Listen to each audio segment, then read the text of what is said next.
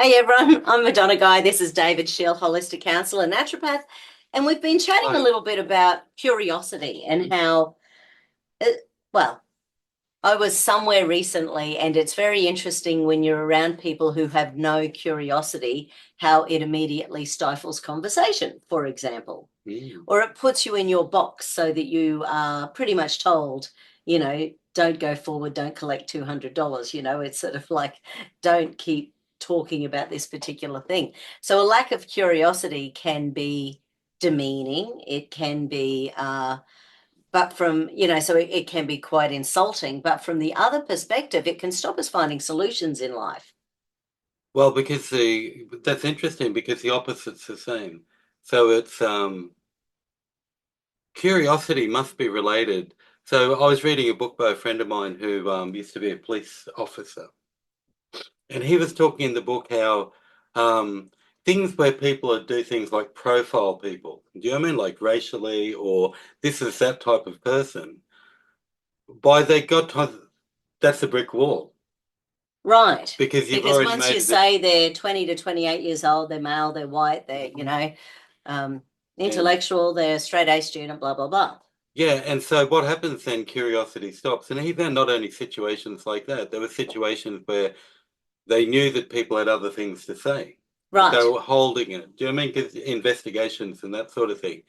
And it really made me reflect on how often when we're not only socially, but as well as healing. Do you know what I mean? It's the curiosity. There must be, because curiosity must have some relationship with empathy. Right. Okay. Because once we stop being curious, we've stopped inquiring. And when we inquire, people tell us, Yeah, they okay. reveal, they'll give a disclosure of some type. Yes. And depending on what we mix with the curiosity, whether we're open-hearted or open-minded, or so it's not just a question that's like trying to get Yeah. it, it's actually really trying to go a bit deeper into something Yes. because we don't know the answer. And the thing is that with so many things, we actually don't know the answer Yeah. until we inquire and address something with more curiosity. Yeah. And I've always found it's a problem as a practitioner if you think you know the answer before. So when I'm doing kinesiology, for Mm. example, part of my philosophy is not to know the answer before I check it. Mhm. Because I've had practitioners in the past who go, oh, I knew that was going to test up. Right. And I think, well, okay, so if you know something's going to, like, for example, if I'm just say plant toxins, because it's the first thing that comes to mind, if I have a feeling that it might be salicylates, oxalates, or FODMAPs or something like that, if I put too much energy into that, absolutely it might show up as a thing because I might be focusing all my intention and muscle monitoring on that particular thing. Mm. Whereas that's not my intention. Right, because You you've know, shut down at that I've stage. shut You've down at that decided. age, yeah. And I know that I've had, from the, because I train a lot of people, I like to make that clear, Mm. that it's good to always have an open mind because we don't know what's going to go up. Right. We go, oh, okay, so someone's got a lump on their throat, it's got to be thyroid. Mm. That's quite interesting because these days there's more and more emphasis on what do you call it scientifically? Yeah, sorry, I Statistics. groan. Yeah. Well, so just because, right? Like for example, in I'll tell you why I groaned in a sec. sure, but in counseling, it's like there's a lot of things that are like, for example, people with ADHD, there's a standard set of symptoms that most of them have, Yes. right? But then there's variations in each person that are often quite significant. Some Yeah. people don't have this, and some people do have this, No. and they've all got the And the diagnosis. problem is from a naturopathic perspective is that ADHD is a symptom. Right. It's a symptom of too many carbohydrates. It's a symptom of too much Sure. sugar. It's a symptom of heavy metal toxicity. It's Hmm. a symptom. So if you get rid of the reason for the symptomatology, you Hmm. can start to heal people. But once again, once people get the diagnosis, that often blunts the curiosity because they go, oh, Right. right, I'm ADHD. So therefore they read, what's going on about ADHD. They get on their medication and they think, oh, good, this is the end of my journey. Hmm. I'm But now fine, even though that medication might rot the brain over a period of which is time. kind of similar to what you're saying because it's like the curiosity stops. It's like because there's so many things that are like that that are similar. Yeah. Like for example, most people who have a certain condition have similar, but but you can go further and you can actually, because for example, just say someone's got ADHD and Yes. they're in their 20s or maybe they're older. Yeah. what's likely to happen there is they're likely to have a lot of like relational problems that other people don't have. Yeah. Because depending on how strong the ADHD is, you might have got, like isolated at school or picked on or There's a million neurological issues. ADHD is just one of them. yeah, but they might be exacerbated by Mm. social problems, Yeah. which become more important than the actual thing. And if you can inquire further, you can Yeah. get more into what's really happening with Yeah. someone. Yeah, it's important what's going on for that individual person. Mm. Yeah, And absolutely. also, you mentioned socially earlier. Do you know what I mean? Like say, competing professions. Yes. Right. So some professions are sort of pitted against each other because they're dealing with the same problem, but they're using a different method. Right. As in naturopathy and say medicine. Except so what we've got is that you've got a lack of you might end up with a lack of curiosity in the relationship because you've decided that those people are this and they've decided these people are that. Yeah, okay. And because I remember there's like Jordan Peterson, Yes. right? And I don't always agree with that guy, but sometimes some of the things, like before he became popular, I used to watch his lectures and they were really interesting.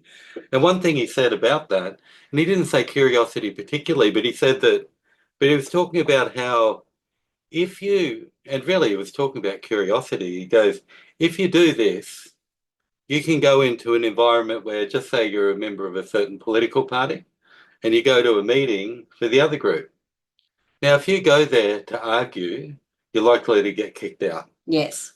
But if you go there and inquire, yes, you're going to find out a whole bunch of stuff that you don't know because we tend to hang out with only the same type of people. Yeah. So we already know what's going on with our own style of people because we're all talking the same points. Yes. And so the people we're in a group with, you actually know that. But the other side, we actually often don't know. Yeah. We make all sorts of guesses, but because people are polarized so much these days, like at the moment, people are very polarized. Yeah. When you saw it during COVID over who was vaccinated, who wasn't, and now you see with the American politics, there's a very strong left, and it's like these two groups of people don't really talk to each other. Yeah. But Peterson was saying that if you go into those groups and you're friendly and you ask questions and you listen, you haven't joined their group, but Yeah. you're able to function in their group and actually learn.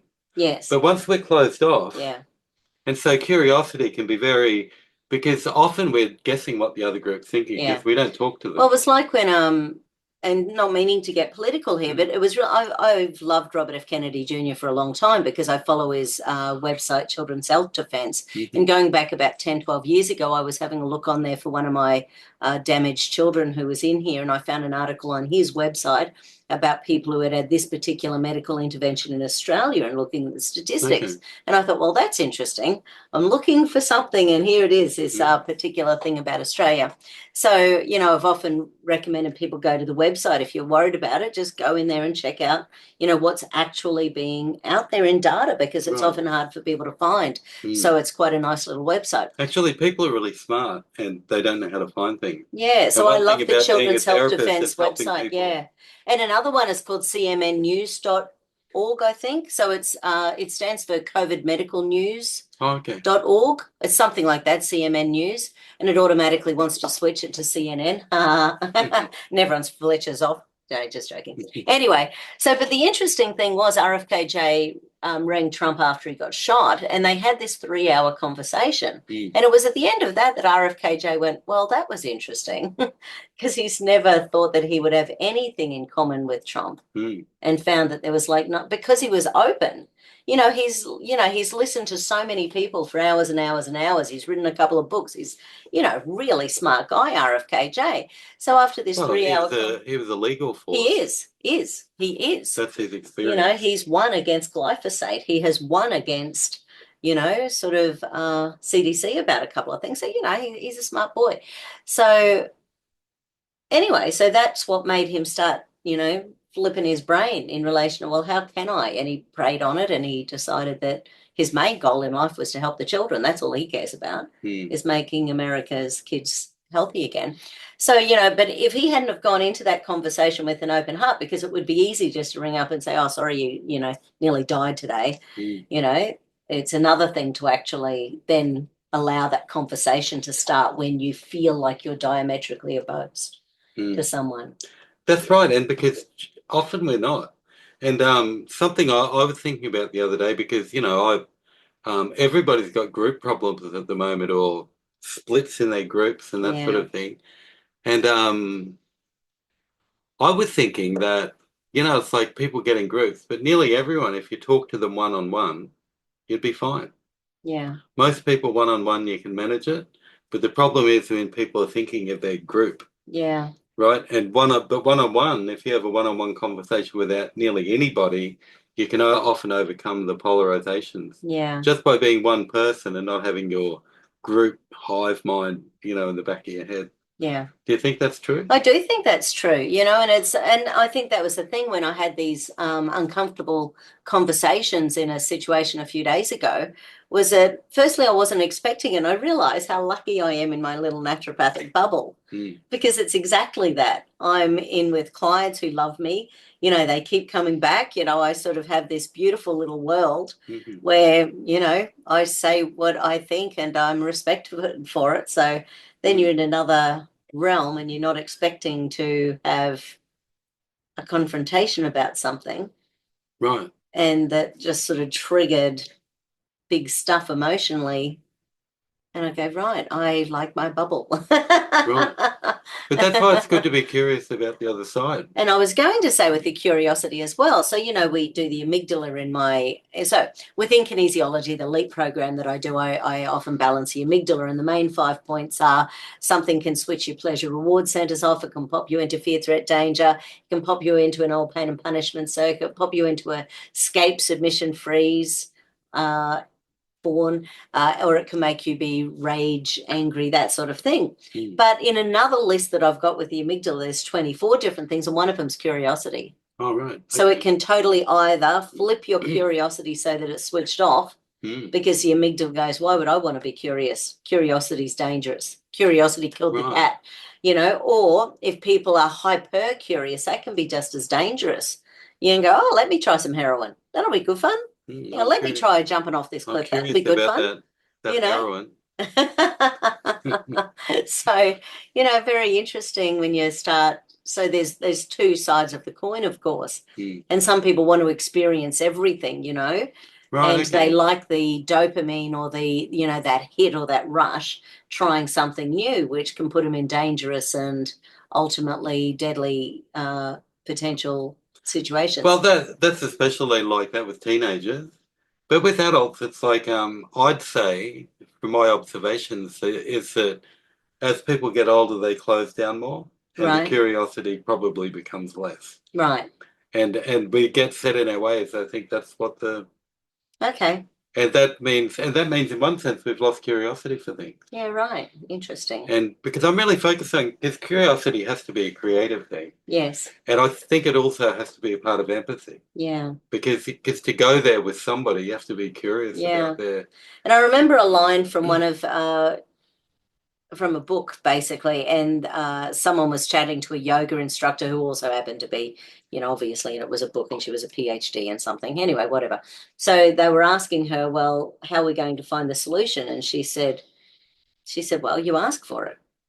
So from her yoga perspective, she was, her brain goes, well, what's the solution for this? So by saying what's the solution to something that there doesn't feel like there's a solution for, it opens the pathways to finding a solution. Right. So when people, because people always come to me and they think they're the worst I've ever seen, and, do you think there's any solutions for me? And I'm like, of course there are. Of course there are. All conditions are solvable, just not all humans. Some humans will put up that block, they don't want to spend the time and the effort and the energy, fixing their metabolic disease, fixing their mitochondria, healing their organs. That's time, that takes time. But, and I'll be doing some videos with Linda over the next few days. And one of the things that, we've learned in 30 years of doing this is that, when you get big solid supplements that do crap loads of stuff, you get better results. So, if you do say things like the, the Stem Enhance, which is increasing that stem cell production, but, if you take two, if you've got chronic fatigue, you don't need 2 a day. You might need, she always jokes, if you're really munted, you need 9 to 12 a day, So when I'm in a lot of pain, I'll take 6 at a time because, you know, for me, there's no point me having stuff on the shelf, you know, and being cost, you know, worrying about the cost of it when I'm in pain, and that's, you know, stopping my sleep, and it's stopping me from walking, it's stopping me from exercising, you know, it's stopping me from being able to do stuff, you know, because I'm in pain. You know, why would I put up with that when I don't have to? When I know that if I kick something into action, I'm going to get some good results. You know, if I'm inflamed and I've been away on holiday and drank too much and ate too many pizzas, you know, I'm going to get home and want to quench that inflammation. So I'll use things like, you know, the Brock shots, the, you know, redox signaling molecules, the fix, you know, so that I'm starting to, you know, just quench that inflammation as quickly as possible. Or you can get a stick of broccoli and dip it in the tahini. Broccoli and tahini. Or hummus. Well, yeah, well, wait till you chat to Linda about that one. Because of the amount, because it doesn't necessarily have anything in it. So that's been the interesting thing. Yesterday we went to the What doesn't have anything in it? broccoli. What do you mean? So broccoli in theory should have sulforaphane activating, you know, components in it, but they don't all. So in order to create the Brock shots, Jay, the guy who owns the company, you know, he tests each individual batch of seeds. They grow them just 3 days, then they clip them, and then they check out the active ingredients. Some have hardly anything. So there's no point making that into a supplement because there's going to be no value to it. So imagine if those same sprouts become broccoli. You know, so just interesting from a perspective. Generally the sulforaphane vegetables, if you eat them all the time, you'll get some benefit. It's not the same though. It's not the same. You know, that's why, you know, like this is equivalent to 22 cups of veggies a serve. So you just can't do that. You know, not when you've got huge amounts of inflammation, and that's what I'm talking about. Supplements. I'm not talking about diet. Take a long time to eat all that boring food. Yeah, and flavorful. You know, so it's much easier in the you know, little things. But anyway, well, all supplements are good because they're concentrated, so they're good for emergency. But for every day, you know, up on the sulforaphanes, the cauliflower, the broccoli. Yeah, but no, that doesn't fix things. It doesn't fix things. Like if you've got cancer, you don't need those veggies. You need some big ass supplements that are going to do a lot of stuff. So any naturopath who told you to change it with your diet, they're not going, you will die of cancer. No, but you do the diet as well. Maybe, but maybe not. Okay. And again, you have to find out, because if someone's got a FODMAP issue, upping their broccoli is going to make them unwell. So you need to know what that individual needs. How do you find out whether someone's got a FODMAP issue? That's what I do. It's a kinesiology. Oh. You can do it with the bioresonance. You can do it with kinesi. You can, you know, so yeah, you need to know. Because if you don't know that and you keep eating the things that feeds your bacteria, your fungus, your candida, this is where curiosity comes in. And then again, you know, eating for your health is part of that process. But that's what it is, eating more sulforaphanes. No, well, not necessarily. Your body might not actually be able to absorb those. If you've got a FODMAP issue when you eat those... if you're eating and you feel fine, then that's okay. No, because some people don't know they've got a systemic fungus or candida problem. And because there was a study released recently where at the center of 35 different cancers, they found fungus. So, you know, the fungus candida connection is really connected. So if we've got systemic inflammation in our body, that can lead to systemic fungus, systemic candida. So, yeah, sorry, it's a big thing. We've got to start drinking bleach. Make Australia healthy again. Funnily enough, something that Donald Trump said. It was chlorine dioxide, he said, and everyone deliberately misinterpreted it. You know, so chlorine dioxide is actually an amazing substance that does incredible things for people's body, and everyone misinterpreted it deliberately. And they're still doing it now. And I punched someone on the massage table a few weeks ago who was talking about that. Was he talking about chlorine dioxide, or was he talking about hydrogen peroxide?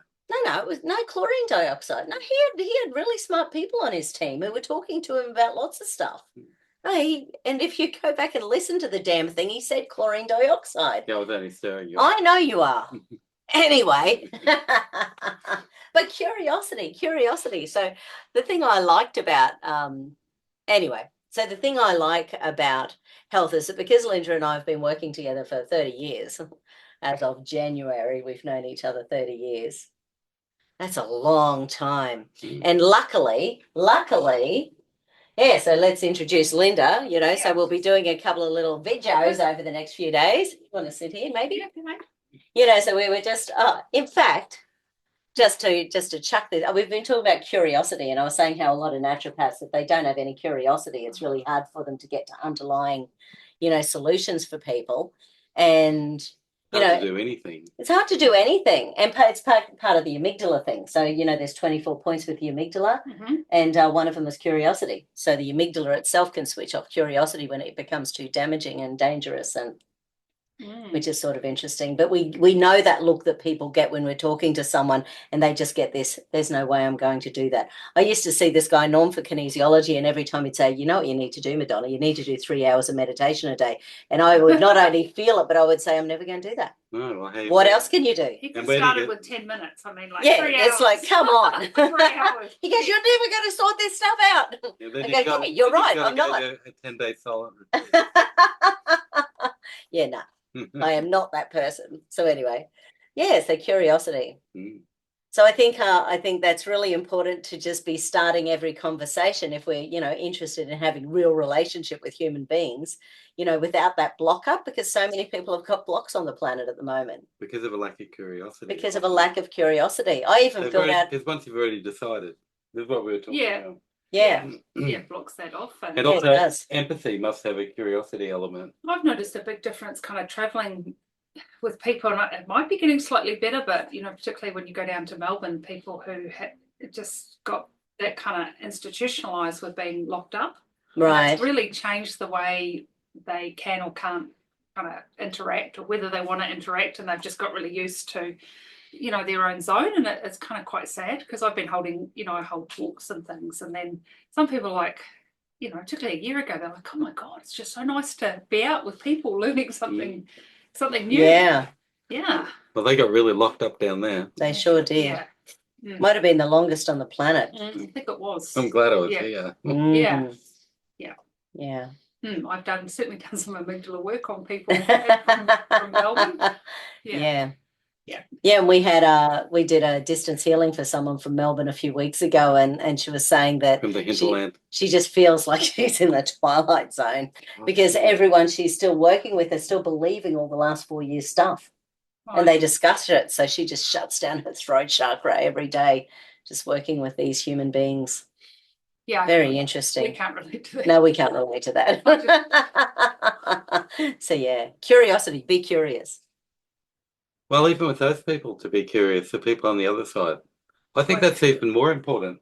Yeah, like what? The people on the opposite side of our little group, whatever little group we're in, the people on the opposite side, they're the ones we need to like hit the curiosity with, because it's like, well, they're thinking something. Maybe. Maybe. Maybe they've shut down their ability to think. Maybe. But it is curious. A lot of people are like that. Hmm. That thing of we don't know what it's like to be in someone else's skin and kind Yeah. of brain, but you know, what is it like for them, and what goes on in their processes. Yeah. You know, it's like when we're talking about addiction and alcoholism, you know, there's I think, you know, I had a very good friend who's passed with alcoholism, and he's just like, Linda, you just think so up the right way. You just got no idea what it's like to be in a brain that goes along those lines. Yeah. Yeah, and it just, don't know, be interesting. Like, Yeah. go. And that's probably the nice thing about, you know, counseling people naturopathically or, you know, holistic counseling, because well, for a start, you're being paid to sit there and ask those deeper questions. Whereas out on the street, you might not have those conversations with someone. Hmm. So it does give That's you an true. insight into other people's ways of thinking. Like I had a lady just recently, I don't think she said a single thing in an hour that I agreed with. And it was just like one thing after another. And I'm like, right, people think like this. This is really interesting. Mm. But my job was to be treating her and helping her get over the death of her husband. Mm. It was really interesting it's interesting hearing that people think like that. It is. I know my partner kind of says, like, how do you know so much about people?